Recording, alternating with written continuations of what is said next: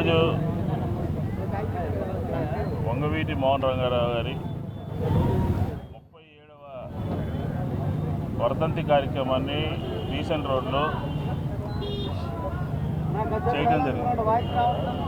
విజయవాడ శాసనసభ్యుడిగా, విజయవాడ కాంగ్రెస్ పార్టీ అధ్యక్షుడిగా, తెలుగుదేశం ప్రభుత్వం మీద అనేక పోరాటాలు చేసినటువంటి నాయకుడిగా ఆయన ఇప్పటికీ ఎప్పటికీ మా అందరికీ కూడా స్ఫూర్తిదాయకం. వంగవీటి మోహన్ రంగారావు గురించి, ఆయన పోరాట పటిమ గురించి ఈ తరం నాయకులందరూ కూడా తెలుసుకోవాలి. ఎందుకంటే నాకు తెలిసినంత వరకు 80 నుంచి 90 వరకు ఆయనతో కలిసిమెలిసి పనిచేసినటువంటి వాళ్ళ సంఖ్య చాలా వేళ్ల మీద ఉంది.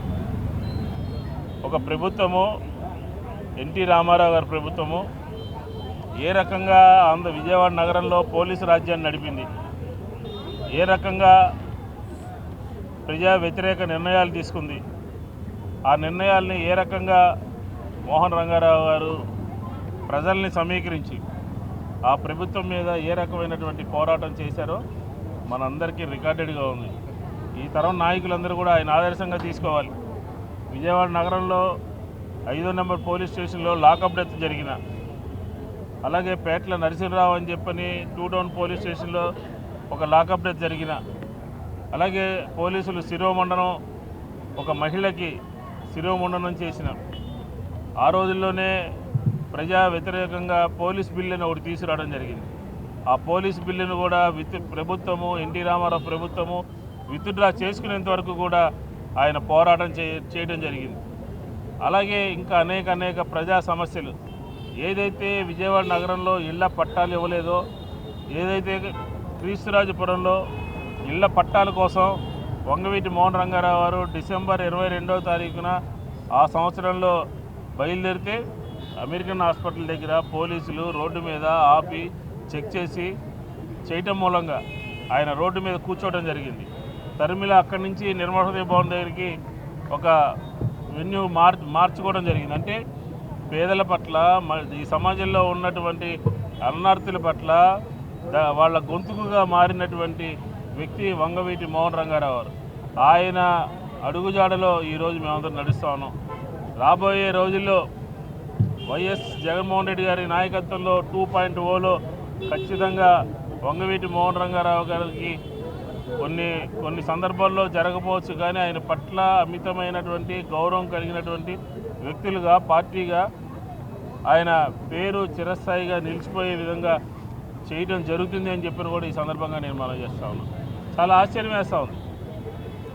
మోహన్ రంగారావు గారిని ఎవరైతే తొదముట్టించారో, ఎవరైతే హత్య చేశారో, ఎవరి పార్టీ అధికారంలో ఉంది, ఏ ప్రభుత్వం అధికారంలో ఉంది, ఎమ్మెల్యేలందరూ కూడా, ఆ ఎంపీలందరూ కూడా మోహన్ రంగారావు గారికి దండలేస్తూ ఉన్నారు. ఇంతకన్నా నీచమైనటువంటి కార్యక్రమం ఉంటుందా అని చెప్పని అడుగుతా ఉన్నాను.